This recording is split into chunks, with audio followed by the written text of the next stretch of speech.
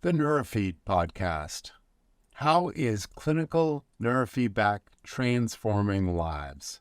We talk with therapists, researchers, and home users from the intersection of neuroscience and therapy.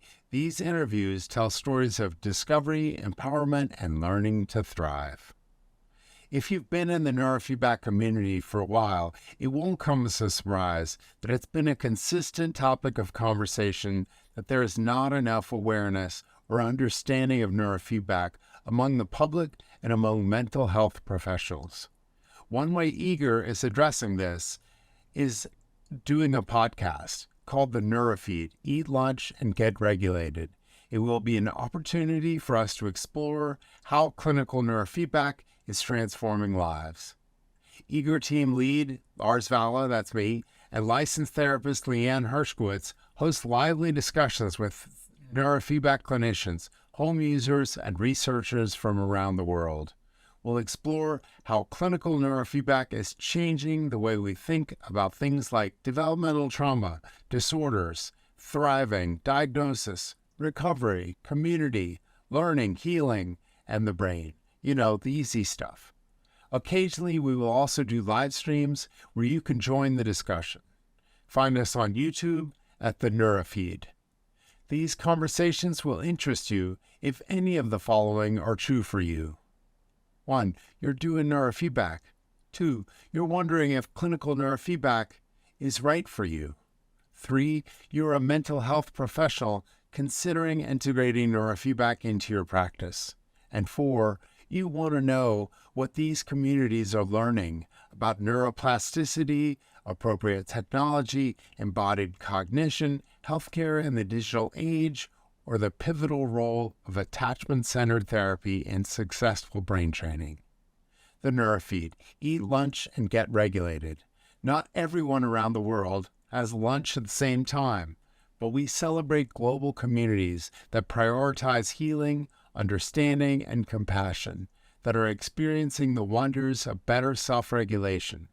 Together, we can change the world one brain at a time. Welcome to the Neurofeed Podcast, Eat Lunch and Get Regulated. And I was thinking, Leanne, that we would just kick off the first sort of intro podcast by me asking you some questions. If you're up for it.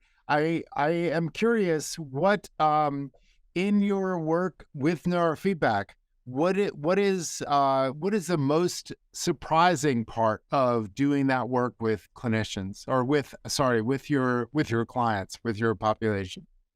The most surprising thing.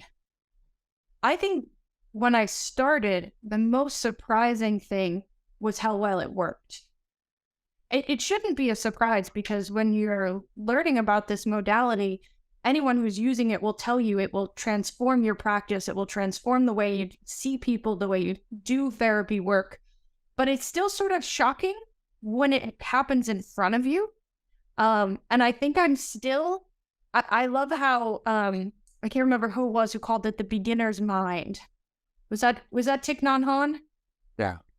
I think so. He talks about the beginner's mind, and I really enjoy always having that kind of curiosity and revelment in things that should seem normal, but still, when I'm sitting here and I have a client who's suffering and challenged, and we start doing neurofeedback work, and their life changes. I mean, it's in some ways night and day, but in other ways, it's 100 tiny shifts built on top of each other.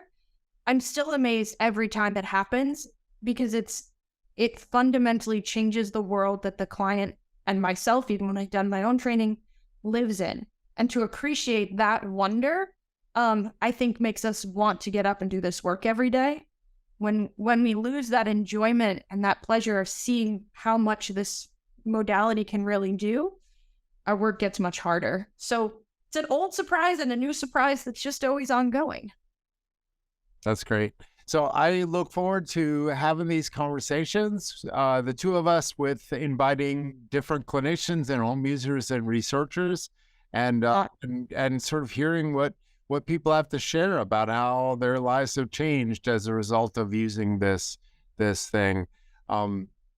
I think honestly, Lars, that might be what sets our podcast apart from some of the others that already exist about neurofeedback and brain hacking and all of that. Is it's a lot of them are conversational, which we want this to be conversational rather than an interview. But a lot of things focus on technical pieces, this equipment, that brainwave, very, very technical sorts of things. And to neurofeedback, which is what I do, what 𝙏𝑝𝑟 does, is much more person and clinical focused. And I think part of what we're trying to bring into the discussion is the people in this, and how it encompasses so much more than just the science and the technology.